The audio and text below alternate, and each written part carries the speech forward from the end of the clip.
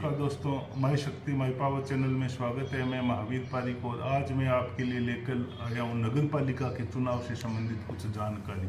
और ये जानकारी मैं आपके लिए इसलिए लेके आया हूँ क्योंकि मेरे कुछ स्टूडेंट है और कुछ और भी है जो मतलब कह रहे हैं कि सर नगर पालिका के और ग्राम पंचायत के चुनाव आ रहे हैं, हम इसमें सरपंच का चुनाव लड़ेंगे और इसमें हमारी क्या योग्यता होनी चाहिए, क्या कुछ नियम है और कुछ बेसिक इन्फॉर्मेशन दीजिए। तो इसी क्रम में मैं सबसे पहले आपको नगर पालिका के बारे में बेसिक जानकारी दूंगा और जो अब मैं शुरू करता हूँ। इसमें आपको सबसे पहले तो यदि आप नगर पालिका के वार्ड मेंबर का चुनाव लड़ते हो तो आपके नगर पालिका के मतलब कुछ बेसिक जानकारी होनी चाहिए। बेसिक जानकारी का मतलब आपको हमारी सरकार के बारे में, हमारे संविधान के बारे में कुछ जानकारी होनी चाहिए, जो जानकारी मैं आपको देता हूँ। देखो, जो नगर पालिका होती है ना, उसमें सबसे पहली बात आती है मतलब हमारे सरकार के बारे में। एक होती है हमारी केंद्र सरकार। केंद्र सरकार होती है जो जिसमें होती है लोकसभा होती है, राज्यसभा होती है। मतलब दो प्रकार के सदन होते हैं, एक लोकसभा होती है, एक राज्यसभा होती है। लोकसभा में वो जाते हैं जो सांसद होते हैं और सांसद का मतलब एमपी होता है, और राज्यसभा में भी सांसद जाते हैं। यदि सांसद लोकसभा के सांसद होते हैं जो एमपी, इनका चुनाव प्रत्यक्ष रूप से होता है, मतलब वैश्विक मताधिकार के अनुसार हम चुन के भेजते हैं। जबकि राज्यसभा के जो सांसद होते हैं वो क्या होते हैं, मतलब अप्रत्यक्ष रूप से हमारे जो मतलब विधानसभा में जो एमएलए होते हैं और एमपी होते हैं वो उनको मतलब चुनते हैं। तो इस प्रकार उनका अप्रत्यक्ष होता है। और राजस्थान में आपको पता होना चाहिए कि लोकसभा की सीटें हैं वो 25 है और राज्यसभा की सीटें 10 है। और जिसमें हमारे आपको ये भी पता होना चाहिए हमारे राज्यसभा में मतलब एक सीट सोनिया गांधी जी की भी है, वो भी यहाँ से जीत के गई है। और इसके साथ में आपको ये भी पता होना चाहिए विधानसभा की जो सीटें हैं 200 है, जो आगे आने वाले चुनाव में होगी ना वो 200 से ज़्यादा हो जाएगी, क्योंकि 2026 तक ये प्रावधान है, उसके बाद ये सीटें बढ़ जाएगी। इस प्रकार के आपको बेसिक नॉलेज होनी चाहिए। अब आती है कि पहली जो फर्स्ट लेवल की सरकार होती है वो केंद्र सरकार होती है, और केंद्र सरकार होती है ना, उसके बाद में आती है राज्य सरकार, और राज्य सरकार के बाद में एक सरकार और होती है जिसको कहते हैं स्थानीय सरकार। स्थानीय सरकार को दो भागों में बांटा गया। एक तो होते हैं जो शहरी निकाय होते हैं, मतलब जिसमें नगर पालिका, नगर परिषद और नगर निगम होते हैं, उनके बारे में मैं आपको विस्तृत जानकारी दूंगा। उसके बाद में ग्रामीण निकाय होता है ना, उसमें सबसे नीचे होती है ग्राम पंचायत होती है, उसके बाद में पंचायत समिति होती है, और उसके बाद में जिला परिषद होती है, ये होती है। और उसमें क्या होता है, जो ग्रामीण निकाय होता है ना, उसमें मतलब सबसे नीचे ग्राम पंचायत, उससे ऊपर पंचायत समिति और उसके ऊपर होती है जिला परिषद। ये आपस में जुड़ी हुई होती है। लेकिन नगरीय निकाय में ऐसा नहीं होता है। नगर पालिका नगर परिषद से स्वतंत्र होती है और नगर परिषद भी नगर निगम से स्वतंत्र, तो ये अलग अलग होती है। मतलब इनमें एक दूसरे से ऐसे जुड़ाव नहीं होता है, जिसकी मैं आपको जानकारी दूंगा। तो इसके बाद में मैं आपको बता देता हूँ कि हमारे देश का जब संविधान बना था, जो मतलब संविधान, उसके बाद में मैं आपको बताता हूँ अंग्रेजों ने एक बनाया था कैबिनेट मिशन। कैबिनेट मिशन था ना, उसने क्या किया था, मतलब हमारे संविधान सभा बनाई थी जो नवंबर 1946 में बनाई थी। और ये संविधान सभा थी ना, ये 3 वर्ष 1 माह और 16 दिन तक इन्होंने कार्य किया था। इन्होंने दोनों ही कार्य किए थे, व्यवस्थापिका के रूप में भी कार्य किया था और मतलब कार्यपालिका के रूप में भी कार्य किया। यानी ये संविधान भी बनाती थी और मतलब देश की व्यवस्था भी देखती थी। तो उन्होंने उस समय जो संविधान बना था ना, उसमें जो संविधान के जो कानून बनते हैं ना, उनको विषयों को 3 भागों में बांटा गया था। और 3 भागों में बांटने का मतलब कुछ कानून ऐसे है जिसको केंद्र सरकार बनाती है, उनको संघ सूची का विषय कहा गया। कुछ कानून ऐसे होते हैं जो केवल राज्य सरकार बनाती है, उनको राज्य सूची का विषय कहा गया। और कुछ कानून ऐसे होते हैं जिनको राज्य सरकार और केंद्र सरकार दोनों मिलकर के बनाती है, उसको समवर्ती सूची का विषय कहा गया। और कुछ मतलब और भी होते हैं जिसको अवशिष्ट सूची मतलब उसके नाम से दिया जाता है, वो कोई विशेष नहीं होता। वो मतलब जैसे अभी मोबाइल इंटरनेट के बारे में कुछ कानून बनाते हैं जो केंद्र सरकार बनाती है, ये बात है। तो जो पंचायती राज था या जो नगरीय निकाय था वो राज्य सूची का विषय होता है और वो केंद्र सूची का विषय नहीं होता है, और उसको राज्य सूची में डाल दिया। लेकिन क्या हुआ कि जब हमारे भारत की सरकार बन गई थी पहले चुनाव 1952 में हुए थे। उस समय क्या हुआ, पहले प्रधानमंत्री पंडित जवाहरलाल नेहरू थे, तो उन्होंने देखा कि मतलब बेसिक लेवल पे जो स्तर है उनका विकास कैसे हो, क्योंकि हमारा जो संविधान बना था ना, उसमें भाग 4 में नीति निर्देशक तत्व थे, और नीति निर्देशक तत्व इसीलिए बनाए गए थे जिनको संविधान की आत्मा कहा था, मतलब भीमराव जी अम्बेडकर ने। तो उन्होंने ये कहा था भाई हम समाज का कल्याण करेंगे, हमारे समाज में जो पिछड़ा हुआ वर्ग है उनके बारे में सोचेंगे, उनकी सहायता करेंगे, अनुसूचित जाति है, अनुसूचित जनजाति है, अन्य पिछड़ा वर्ग है, उनके बारे में कुछ कार्य करेंगे। तो उन्होंने एक आर्टिकल 40 में पंचायती राज जोड़ा था। तो उन्होंने सबसे पहले पंडित जवाहरलाल नेहरू ने मतलब कुछ सामुदायिक विकास योजनाएं चलाई, उसके बाद में राष्ट्रीय प्रसाद विकास योजनाएं भी चलाई थी, लेकिन वो सफल नहीं हो रही थी, मतलब उनमें लोगों की भागीदारी नहीं हो रही, जैसे किसान है या और है। यद्यपि नगरीय वाले तो काफ़ी सक्षम थे, लेकिन ग्रामीण स्तर पर उनका प्रभाव नहीं पड़ रहा था। इसको बात को ध्यान में रखते हुए वो सामुदायिक विकास योजनाएं सफल हो गई, राष्ट्रीय प्रसाद विकास योजनाएं असफल हो गई। तो मतलब उन्होंने कई कमेटी बनाई, जिसमें बलवंत राय मेहता कमेटी मेन मानी जाती है, बहुत सारी कमेटी, ML सिंघवी समिति बनाई थी, जिसमें लक्ष्मी सिंघवल होते हैं जो मतलब जोधपुर के होते हैं, जो कानून के विशेष ज्ञाता होते हैं, उन्होंने मतलब बनाई थी। और उन्होंने एक कहा था सरकार को कि इनको जब तक संवैधानिक दर्जा नहीं दिया जाएगा ना, जब तक नगरीय निकाय और पंचायतों को मतलब पंचायती राज को, तब तक मतलब इनका पूरी इनकी भागीदारी नहीं हो पाई। तो उसी क्रम में क्या हुआ, 2 अक्टूबर 1959 को पंडित जवाहरलाल नेहरू ने सबसे पहले नागौर के बगदरी गांव में पंचायती राज की स्थापना की थी। और उसके बाद में क्या हुआ, मतलब 1989 को हमारे जो देश के प्रधानमंत्री थे राजीव गांधी, उन्होंने क्या किया, मतलब लोकसभा और राज्यसभा में पंचायती राज अधिनियम लेके आए थे, जिसमें 64वां और 65वां संविधान संशोधन होना था, लेकिन वो लोकसभा में तो पारित हो गया, लेकिन राज्यसभा में पारित नहीं हो पाया था, मतलब एक सदन में पारित नहीं हो पाया था, जिससे वो नहीं हो पाया। उसके बाद में प्रधानमंत्री बने थे PV नरसिम्हा राव। तो PV नरसिम्हा राव जब प्रधानमंत्री बने तो उन्होंने वो वापस विधेयक लाया और 74वां और 75वां संविधान संशोधन का एक विधेयक लेके आया, जो राज्यसभा में भी पास हो गया और लोकसभा में भी पास हो गया। और उसके बाद में हमारे जो नगरीय निकाय है और मतलब ग्रामीण निकाय है, उनको संवैधानिक दर्जा मिल गया। संवैधानिक दर्जे का मतलब संविधान में उनको स्थान मिल गया था। यद्यपि ये विषय जो था वो राज्य सूची का विषय था, यानी इसके बारे में कुछ डिसीजन ऐसे थे जो राज्य सरकार को लेने थे। पहले राज्य सरकार इन विषयों के बारे में बिल्कुल उदासीन थी, क्योंकि MLA है, वो सोचते थे कि क्यों पंचायती राज को इतना महत्व क्या देना है, नगरीय निकाय को इतना महत्व क्या देना है। लेकिन जब से इनको संवैधानिक दर्जा मिल गया, तब इनको मतलब कुछ ऐसे नियम है जो इनको करने होते हैं, मतलब चुनाव करवाने कंपलसरी होते हैं, ध्यान देना होता है। और जैसे मतलब पंचायती राज है, उनको 29 विषय सौंप दिए गए भी, उन पे कानून पंचायती राज बनाएगी। और पंचायती राज मंत्री जो आप जानते हो वर्तमान में मदन जी दिलावर है।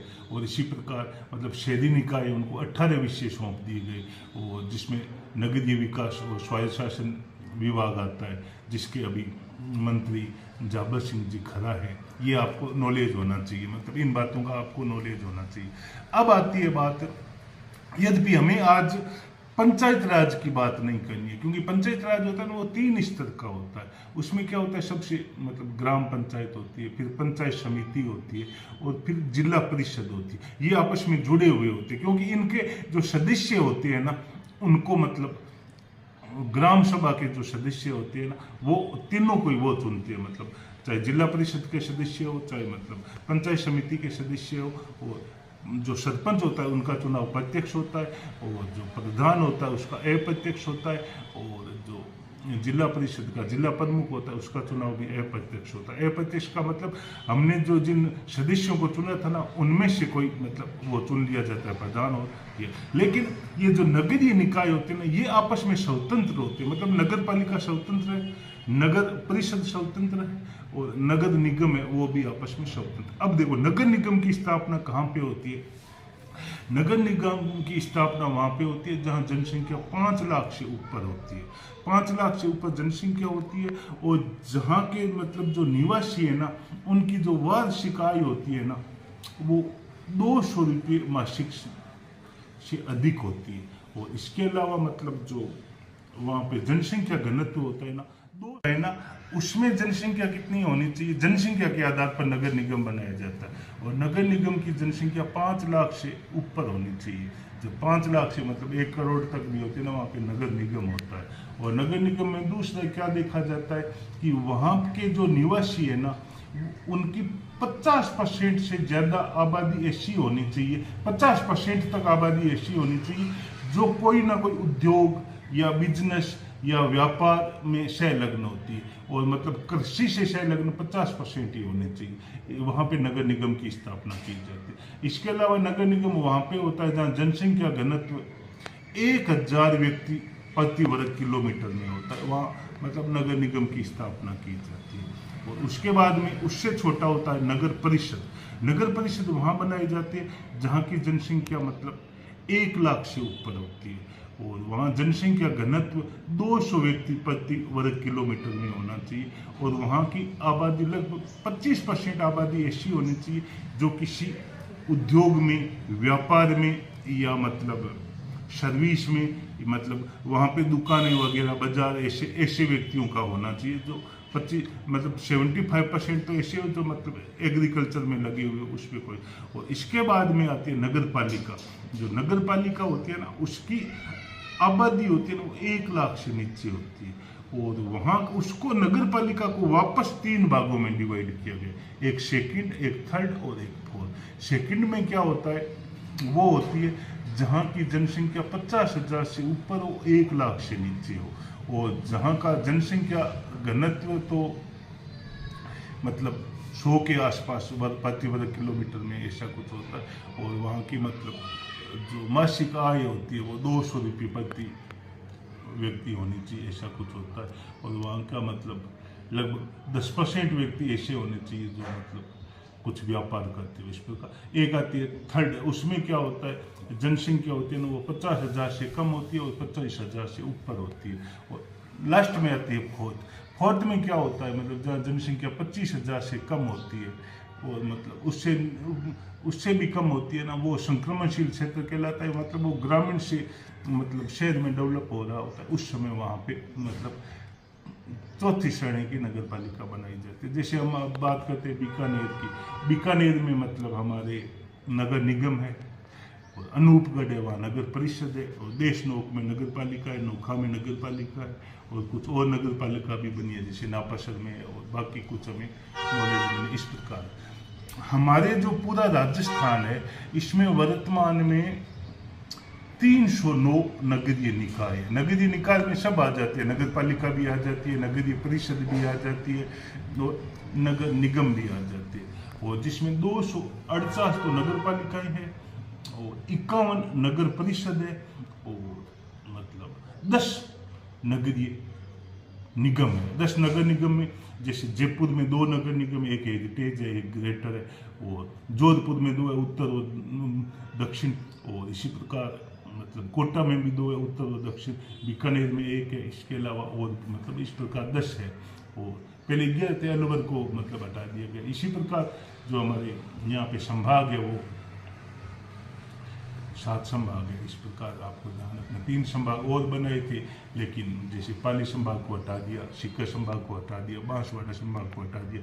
इस प्रकार हमारे मतलब अभी 7 ही संभाग है। इसी प्रकार मतलब 41 हमारे जिले।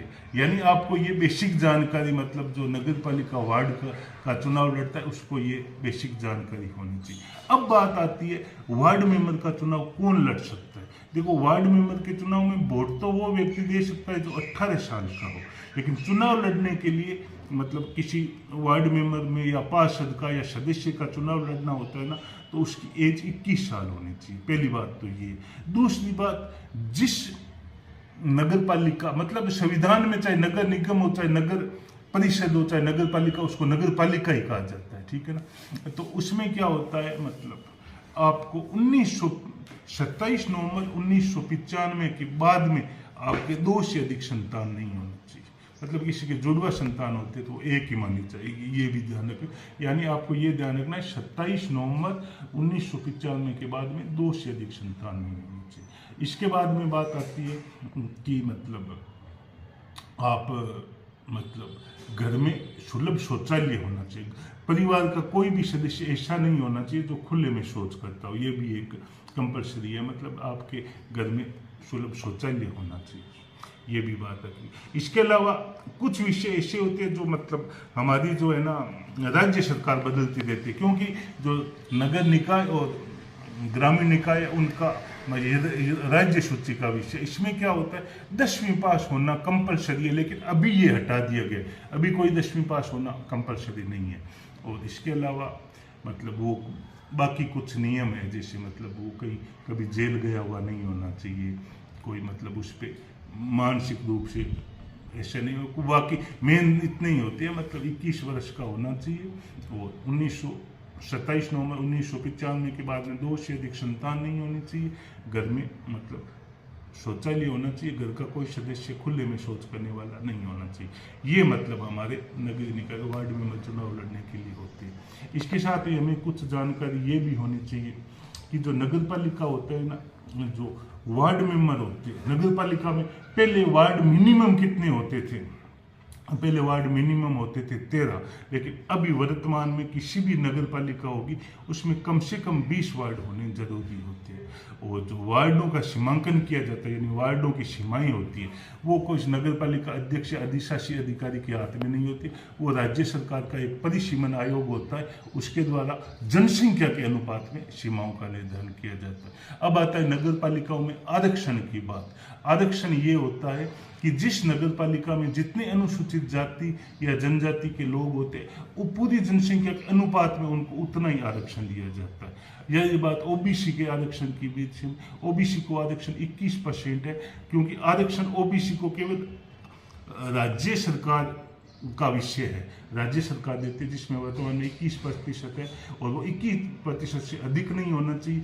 यदि SC ST की जनसंख्या ज़्यादा है तो उनका 21% से आरक्षण कम भी हो सकता है, यानी मैक्सिमम आरक्षण 50% होता है। और महिलाओं को आरक्षण 33% है, पहले इसको 50% किया गया था, लेकिन सुप्रीम कोर्ट ने इस पर रोक लगा दी, तो महिलाओं को आरक्षण 33% है, जिसमें मतलब जिसको भी जितना आरक्षण है उसमें से 33% महिलाओं को आरक्षण है। ये बात आपको ध्यान में होनी चाहिए। और इसके अलावा कुछ बात ऐसे भी होती है, मतलब नगर पालिका के जो वार्ड का निर्धारण किया जाता है ना, वो हमारे हाथ में नहीं होता है, वो राज्य सरकार करती है, और वो जनसंख्या के अनुपात में करती है। और इसके अलावा जो वार्ड नंबर दिए जाते हैं, वो मतलब उसका एक रूल होता है कि जो उत्तर पश्चिम सीमा होती है वहाँ से वार्ड नंबर 1, 2, 3, 4 ऐसे दिए जाते हैं, ये भी आपको ध्यान होना चाहिए। वार्ड मेंबर चुनने के बाद में, जब वार्ड मेंबर का आप चुनाव लड़ते हैं, उसके बाद में जो चुने हुए सदस्य होते हैं ना, वो नगर पालिका के अध्यक्ष का जो नगर पालिका में होता है, जो नगर परिषद होती है उसमें सभापति होता है, और जो नगर निगम होती है उसमें महापौर होता है। इसी प्रकार उपाध्यक्ष भी होता है, और उपसभापति भी होता है, और उप महापौर भी होता है। लेकिन इनका निर्वाचन प्रत्यक्ष नहीं होता है, अप्रत्यक्ष होता है। अप्रत्यक्ष का मतलब इसके जो सदस्य होते हैं वो अपने में से मतलब नगर पालिका अध्यक्ष को भी चुनते, उपाध्यक्ष को भी चुनते, सभापति को भी चुनते, उपसभापति को भी चुनते, महापौर को भी चुनते, और उप महापौर को भी ये चुना जाता है। हाँ, ये जो मतलब ये व्यवस्था नगरीय निकाय में भी होती है कि यहाँ पे दल के द्वारा चुनाव लड़ा जा सकता है, यानी अलग अलग पार्टी बनाई जा सकती है, जिसमें मतलब नगर पालिका के सदस्य दल के रूप में मतलब कोई किसी पार्टी के रूप में मतलब खड़े हो सकते हैं। ये ग्रामीण निकाय में ऐसी व्यवस्था नहीं होती, लेकिन नगरीय निकाय में ऐसी व्यवस्था होती है। और इसके साथ ही आपको ये भी ध्यान रखना होता है कि मतलब जो नगर पालिका के अध्यक्ष होते हैं और इनका मतलब अप्रत्यक्ष होता है, और बाकी जो सदस्य होते हैं उनका एक पहले ऐसे हुआ था, मतलब राज्य सरकार ने ऐसे कानून बनाया था कि जो नगर पालिका का अध्यक्ष होगा वो सभापति होगा, और महापौर होगा, उनका भी प्रत्यक्ष चुनाव होगा।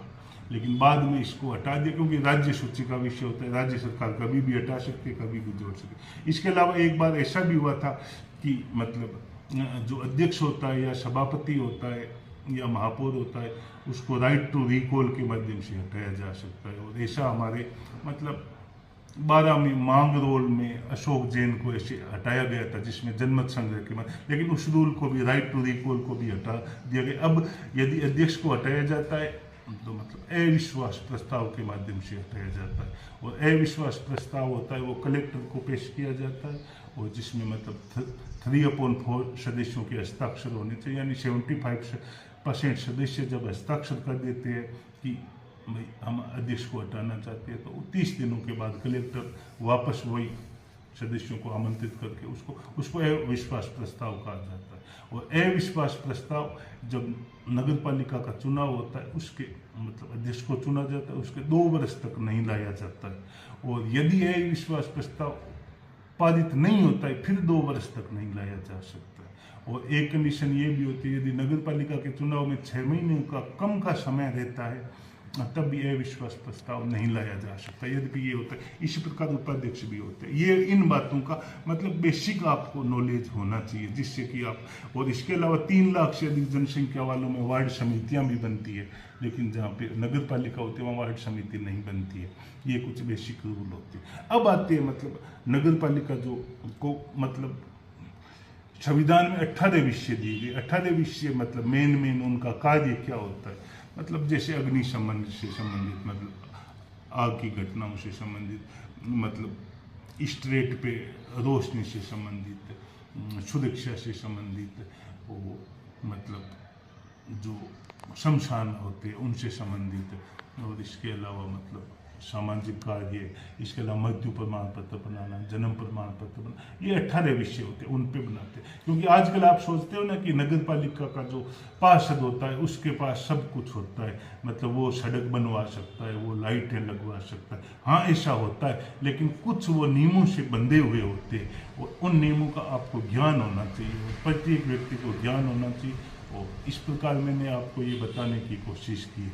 तो इस प्रकार मैं आपको एक बताता हूँ, यदि आप नगर पालिका में वार्ड मेंबर का चुनाव लड़ते हो ना, तो सबसे पहले आपको अपने वार्ड, जिस वार्ड में आप चुनाव लड़ते हो ना, यदि आप मतलब नगर पालिका के वार्ड में, उस नगर पालिका क्षेत्र में आपकी मतलब वोटर लिस्ट में आपका नाम होना चाहिए, और वो जो मतलब निर्वाचन नामावली होती है उसमें नाम होना चाहिए। और उसमें नाम होने के बाद में मतलब आपको कुछ अमानत राशि भी देनी पड़ती है, और उसमें कुछ प्रावधान होता है। जैसे विधानसभा लोकसभा चुनाव में मतलब मिनिमम 1/6% 1/6 वोट होने चाहिए, इसमें कुछ कम होते होंगे, नहीं तो आपकी जमानत राशि जब्त हो जाती है। और जमानत राशि 2 से 3 हज़ार रुपये तक होती है, जिसमें एक व्यक्ति एक ही वार्ड में चुनाव लड़ सकता है, एक साथ 2 वार्ड में नहीं लड़ सकता।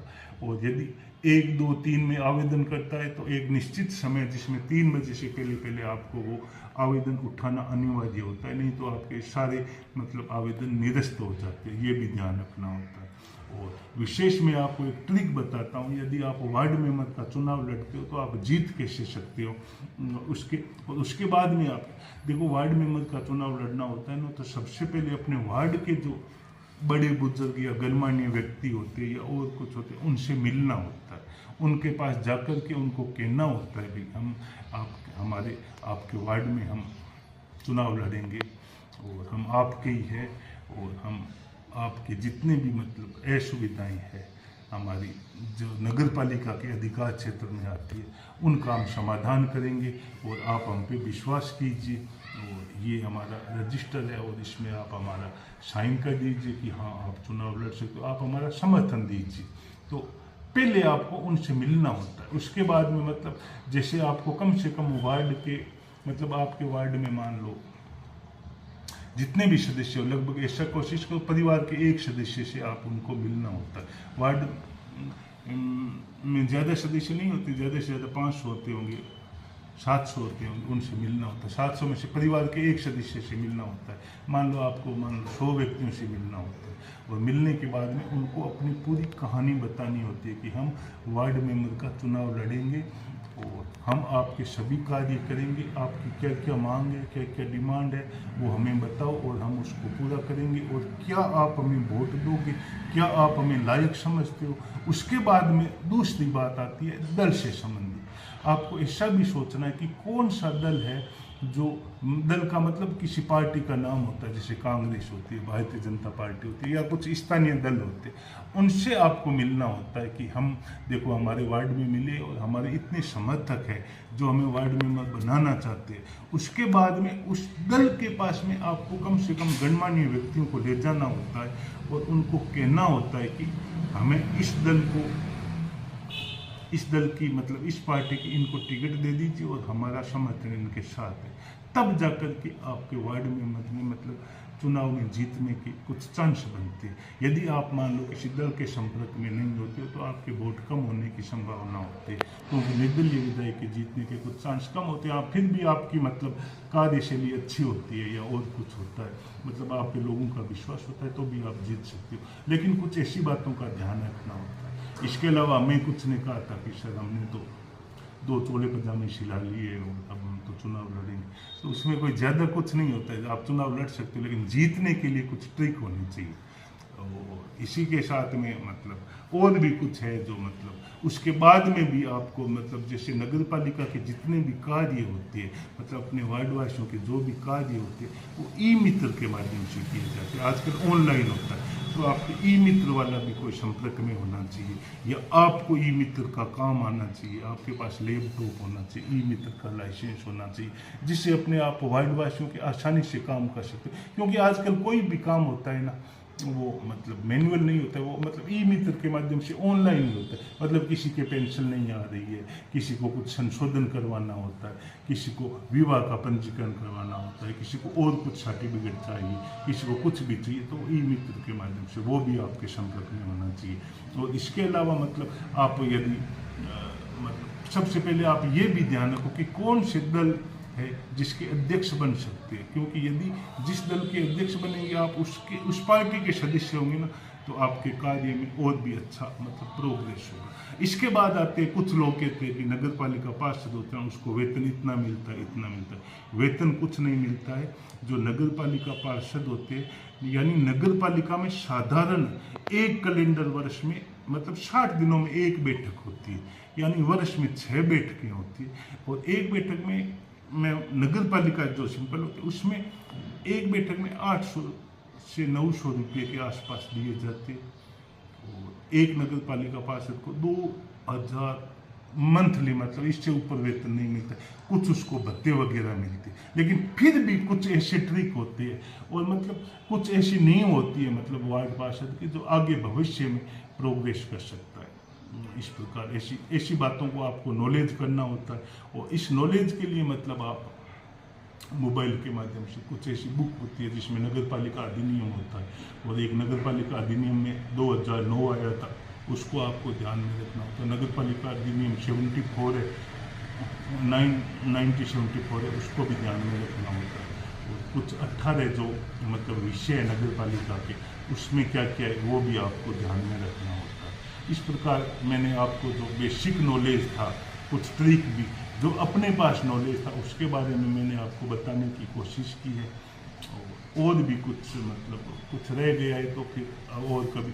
और आगे मैं जो हमारे जैसे मैं पहले आपको बताता हूँ, मैं राजस्थान में मतलब कोलाई तहसील में गोडू है, वहाँ पे मैं 5 साल मतलब टीचर गोडू में भी रहा था, पुगल में भी रहा था, और उसके बाद में गढ़ सुखदेश्वर में भी रहा था। उस समय जब चुनाव हुए थे विधानसभा के, उस समय मैंने मतलब पीठासीन अधिकारी के रूप में भी, जिस समय मतलब जिला कलेक्टर आरती डोगरा थी, उस समय मैंने पीठासीन अधिकारी के रूप में कार्य किया था। उस समय हमें ट्रेनिंग दी गई थी, तो हमें कुछ नॉलेज है। और इसी प्रकार मैं आपको एक बात बताता हूँ जो चेंजिंग हो गई है, वो आपको मैं बताता हूँ। नगर पालिका को जितना भी बजट मिलता है ना, वो राज्य का जो वित्त आयोग होता है, अभी वर्तमान में राज्य के वित्त आयोग के अध्यक्ष अरुण चतुर्वेदी है, जो मतलब शायद 7वें वित्त आयोग बना है।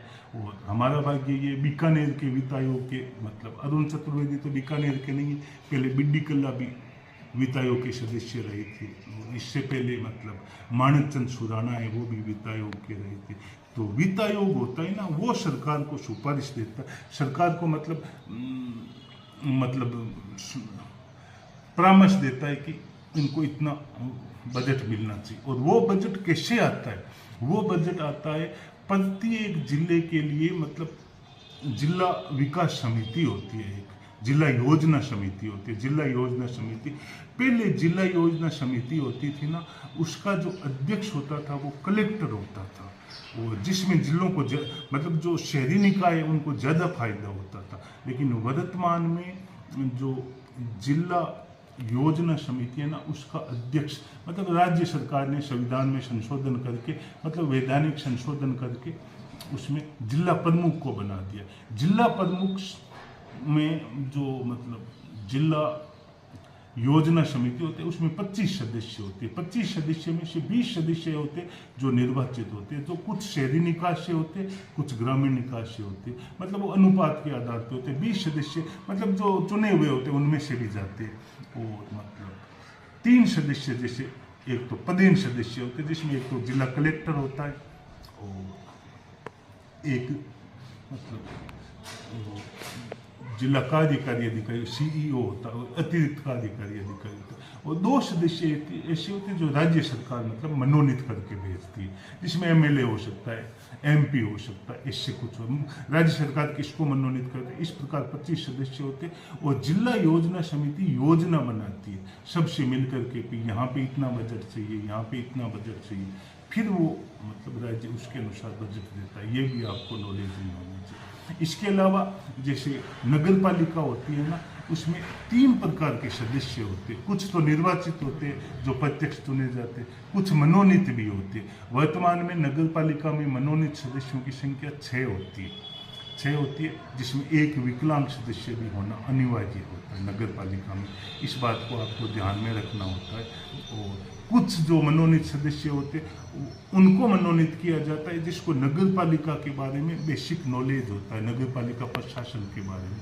और नगर पालिका में मतलब राजनीतिक प्रमुख होता है ना, वो तो अध्यक्ष और उपाध्यक्ष होते हैं। और जो प्रशासनिक प्रमुख होता है वो ईओ होता है, यानी अधिशासी अधिकारी होता है। इसी प्रकार जो जिला परिषद होती है ना, उसमें आयुक्त होता है, मतलब प्रशासनिक अधिकारी। और राजनीतिक प्रमुख होता है ना, वो सभापति होता है और उपसभापति होता है। इसी प्रकार जो नगर निगम होता है ना, उसमें क्या होता है, महापौर और उपमहापौर तो होते हैं मतलब राजनीतिक प्रमुख, और सीईओ होते हैं जो आईएएस लेवल का अधिकारी होता है, वो मतलब क्या होता है, मतलब प्रशासनिक प्रमुख होता है। इस प्रकार जैसे बीकानेर में पहले नगर विकास न्यास थी, ये नगर विकास न्यास है या कुछ औद्योगिक क्षेत्र है या कुछ सांस्कृतिक क्षेत्र है या कुछ अलग प्रकार के क्षेत्र है जिसमें अलग प्रकार से डेवलप करना होता है, उसके वैधानिक कानून बनाती है सरकार। मतलब उसको केंद्र सरकार से कोई लेना देना नहीं होता है। वैधानिक कानून का मतलब राज्य सरकार कुछ कानून बना करके उसको अलग कर देती है। जैसे आपने पता है बीकानेर में पहले यूआईटी था, अब यूआईटी नहीं है, अब बीकानेर विकास प्राधिकरण है, जो जोधपुर विकास प्राधिकरण है। विकास प्राधिकरण लगभग 7 के आसपास राजस्थान में, वो कम बेसी भी हो सकते। और इस प्रकार मैंने आपको बताया कि नगर निगम है जो वर्तमान में 10 है, नगर परिषद है वो 51 है, नगर पालिकाएँ 248 है, ये कम बेसी होती रहती है। और मैंने आगे बताया कि विधानसभा की सीटें मतलब अभी वर्तमान में 200 है, तो आने वाले समय में मतलब 2026 के बाद आने वाले चुनाव में 200 से ज़्यादा हो सकती है, ऐसा हो गया। और लोकसभा में सीटें अब ज़्यादा होती है या कम होती है, वो अभी तक मतलब संविधान में संशोधन नहीं हो पाया है। तो मैं जैसे मैंने बताया वर्तमान में महिलाओं को आरक्षण 33% है। और मतलब हाँ, एक बात मैं आपको ये भी बता देता हूँ, विधानसभा की सीटों में और लोकसभा की सीटों में ओबीसी को आरक्षण नहीं है, आपको ये मालूम है। लेकिन राज्य सरकार के द्वारा मतलब ये स्थानीय निकाय होते हैं जिसमें पंचायतें होती है, मतलब पंचायती राज होता है, और नगरीय निकाय होता है उसमें ओबीसी को आरक्षण देने का ये स्वतंत्र है, जितना चाहिए उतना दे सकती है अनुपात में।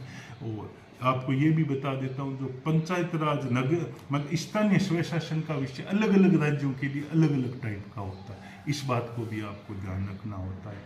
और जैसा कि मैंने आपको सब बता दिया है। हाँ, अब मैं आपको बता देता हूँ मनोनीत सदस्य नगर पालिका में कितने होते हैं, 6 होते हैं, नगर परिषद में 8 होते हैं, और नगर निगम होता है ना उसमें 12 मनोनीत सदस्य होते हैं। मनोनीत का मतलब जिसको राज्य सरकार मनोनीत कुछ योग्यताओं के आधार पर करते हैं, जिनमें एक विकलांग सदस्य भी होता है, कुछ को नगर पालिका प्रशासन का ज्ञान आना चाहिए, इन बातों को ध्यान में रखना होता है।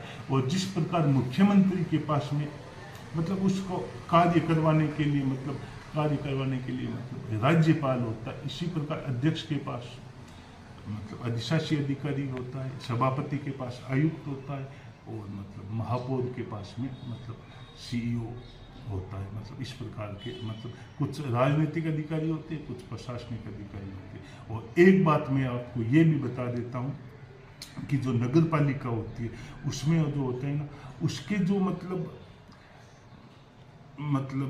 जो कुछ विवाद हो जाते हैं, मान लो चुनाव से संबंधित या प्रचार से संबंधित या मतलब अयोग्यता से संबंधित, तो उनको इन न्यायालयों में, ये सिविल न्यायालय या जिला न्यायाधीश में नहीं ले जाया जाता है इनको, क्योंकि मतलब जो निर्वाचन आयोग होता है, राज्य निर्वाचन आयोग, वर्तमान में हमारा जो राज्य निर्वाचन आयुक्त है वो राजेश्वर सिंह है, और मतलब राज्य निर्वाचन अधिकारी है जो नवीन महाजन है, जो मतलब केवल उनका कार्य ये होता है लोकसभा और विधानसभा के चुनावों को देखना, जबकि निर्वाचन आयुक्त होता है उसका कार्य ये होता है कि नगरीय निकाय और मतलब ग्रामीण निकाय के चुनाव देखना।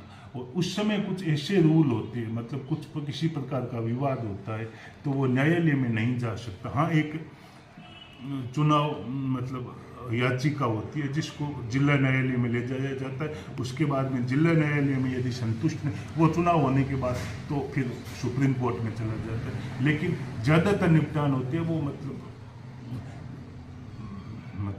जिला निर्वाचन अधिकारी होते हैं उसके द्वारा कर दिए जाते हैं। वो मतलब ऐसे सिविल न्यायालय में मतलब जिला मजिस्ट्रेट के पास में वो केस नहीं जाते, वो वहीं पे। लेकिन ये बहुत बड़े लेवल की बात है, इसको आपको समझाने की आवश्यकता नहीं है।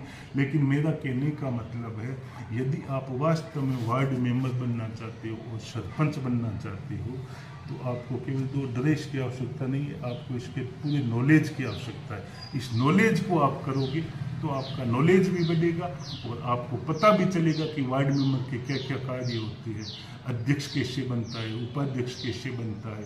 इसी प्रकार आगे मैं एक वीडियो लेके आऊँगा जिसमें आपको बताऊंगा कि सरपंच जो प्रत्यक्ष निर्वाचित होता है, उसके बाद में प्रधान होता है वो कैसे चुना जाता है, जो मतलब पंचायत समिति होती है, जो खंड होता है, और उसके बाद में मतलब आपको बताऊंगा कि मतलब जिला परिषद होती है उसमें क्या कुछ होता है, और उस जिला परिषद का जिला प्रमुख होता है वो कैसे बनता है, और वहाँ पे जिला प्रमुख के पास में CEO होता है, और प्रधान के पास में मतलब BDO होता है, ब्लॉक डेवलपमेंट ऑफिसर, और जो सरपंच होता है उसके पास VDO होता है, ग्राम विकास अधिकारी होता है। इस प्रकार की बातों का मैं आगे आपको नॉलेज दूंगा। तो अब आपसे निवेदन है कि यदि आपको ये नगर पालिका चुनाव से संबंधित जानकारी आपको पसंद आई है तो वीडियो को लाइक करें और माई शक्ति माई पावर चैनल को सब्सक्राइब करें। इस प्रकार की बहुत सारी जानकारी हम आपके लिए लाते रहेंगे, और कुछ मतलब कमी रह गई है तो बहुत सारे आजकल माध्यम है उसमें आप देख सकते हो। और मेरी कामना है कि आप नगर पालिका के यदि वार्ड मेंबर के चुनाव में खड़े होते हो तो पूरे जोश के साथ, नॉलेज के साथ, और जैसे मैंने आपको बताया था कि चुनाव में खड़ा होना, पर्चा भरना या योग्यता रखना नहीं होता है। उससे पहले आपको अपने वार्ड के सदस्यों का विश्वास जीतना होता है, और यदि आप अपने वार्ड के सदस्यों का विश्वास जीत लेते हो और उसके बाद में आप 50% सफलता तो आपको उसी समय मिल जाती है, और उसके बाद में यदि आप किसी दल से जुड़ जाते हो तो फिर आपको 75% सफलता मिल जाती है। और उसके बाद में आपको ये देखना होता है हमारा प्रतिद्वंदी कौन है, उसको ध्यान में रख करके आप चुनाव जीत सकते हो। इसी आशा और विश्वास के साथ धन्यवाद। भारत माता की।